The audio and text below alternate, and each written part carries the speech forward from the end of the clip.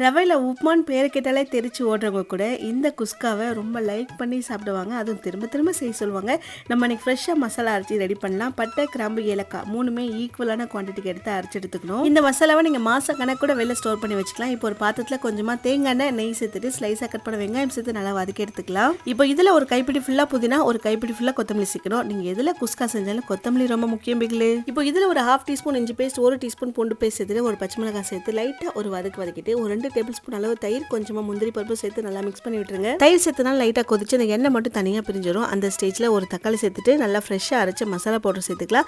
இது கூடவே தனியா பொடி, மிளகாய் பொடி, அப்புறம் கொஞ்சம் உப்பு சேர்த்துட்டு நல்லா வதக்கி விட்டுருங்க. தக்காளி நல்லா மேஷ் ஆகிற வரைக்கும் வதங்கட்டும். இப்போ இதுல இருந்து 2 கப் எடுத்து நல்லா ரோஸ்ட் பண்ணி எடுத்துக்கலாம். நெய்யெல்லாம் எதுவுமே சேர்க்க வேண்டாம், ட்ரையா ரோஸ்ட் பண்ணிட்டு இப்போ நம்ம வதக்கி வச்சிருந்ததுல ஒரு 1க்கு 2 கப் அளவு தண்ணி சேர்த்துட்டு தண்ணி நல்லா கொதிக்கும் போது நம்ம வறுத்து வச்சிருந்த சம்பாரவையும் சேர்த்து நல்லா மிக்ஸ் பண்ணி விட்டுருங்க. கரெக்டா ஒரு 10 நிமிஷம் மூடி போட்டு லோ ஃப்ளேம்ல இருக்கட்டும். நல்லா வந்து சூப்பரா ரெடி ஆயிடும்.